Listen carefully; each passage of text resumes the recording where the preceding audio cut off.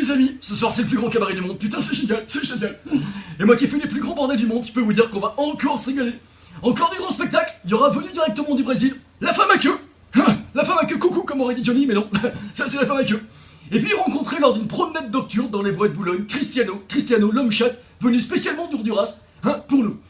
Pour tous nos amis, fans d'animaux et de bondage, on va encore se mettre à dos la SPA, rien que pour vous avec Jeff Panaclock, le mec qui met un bras dans le trou du cul d'un singe en public. Putain c'est génial, c'est carrément génial. J'avais également prévu pour une version cinéphile du plus grand cabaret. L'idée, c'était comme dans les années 80, de me grimer un homme politique. Et de refaire les titres des films avec comme toile de fond le gouvernement actuel, qui lui s'y connaît en grand cabaret vu que c'est le plus grand cirque du monde.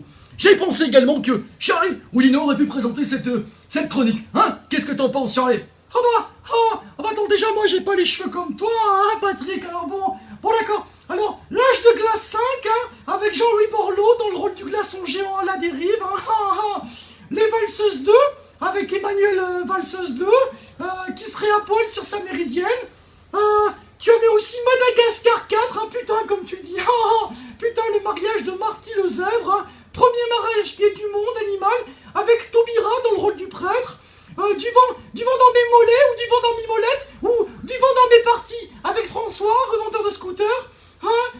Enfin plein de super bonnes idées qui, comme tu l'as dit, ne seront pas passées auprès du CSA, qui est, comme tu l'as appelé, la censure socialiste active.